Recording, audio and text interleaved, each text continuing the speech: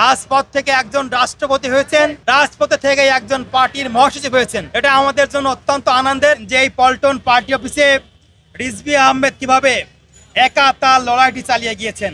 দেশনেত্রী বেগম খালেদা জিয়া, শহীদ প্রেসিডেন্ট জিয়াউর রহমান এবং তাদের সুযোগ্য পুত্র জনাব তারেক রহমানের দিক নির্দেশনায় তিনি কিভাবে দলের জন্য নিবেদিত প্রাণ হয়ে কাজ করেছেন, ছাত্র দলের জন্য কাজ করেছেন এবং আপামর জনসাধারণের জন্য, দেশের জন্য কাজ করেছেন।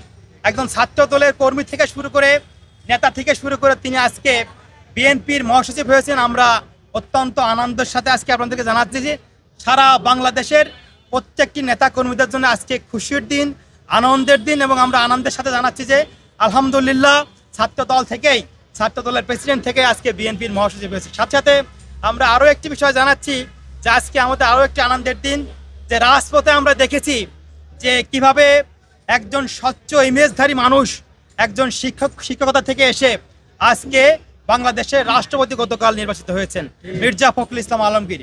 বাংলাদেশের স্বচ্ছ রাজনীতিতে বাংলাদেশের মানুষের জন্য সবসময় কণ্ঠস্বর হয়ে যে দুইজন ব্যক্তি কথা বলেছেন, একজন হচ্ছে মির্জা ফখরুল ইসলাম আলমগীর, আর একজন হচ্ছে বিএনপির সিনিয়র যুগ্ম মহাসচিব ছিলেন। গতকাল থেকে তিনি ভারপ্রাপ্ত মহাসচিব হিসেবে দায়িত্ব পালন করছেন অ্যাডভোকেট আহমেদ।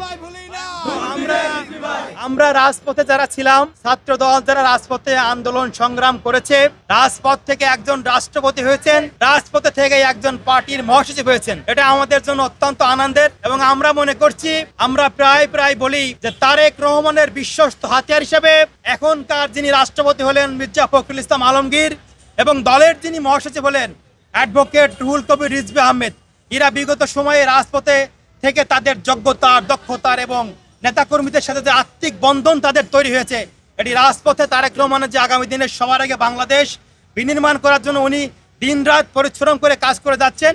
এই দুইজন ব্যক্তি আগে বিগত সময়ে যে পরীক্ষা দিয়েছেন, এখন যে দায়িত্ব পেলেন, সেই দায়িত্ব পালনের মধ্য দিয়েই তারেক রহমানের সবার আগে বাংলাদেশ বিনির্মাণ করার জন্য সব থেকে বিশ্বস্ত হাতিয়ার হিসেবে কাজ করবেন। এবং আমরা যারা ছাত্র দলের কর্মীরা আছি, তারাও তারেক রহমানের সবার আগে বাংলাদেশ, এই বাংলাদেশ বিনির্মাণ করার জন্য ছাত্র দল বিগত সময়ে যেমন রাজপথে ভ্যানগার্ডের মতো ছিল, আগামী দিনেও থাকবে। আমরা মনে করছি যে তারেক রহমানের সিদ্ধান্ত বাস্তবায়ন করার জন্য ছাত্র দল সবার আগে সর্বাগ্রে দায়িত্ব পালন করবে।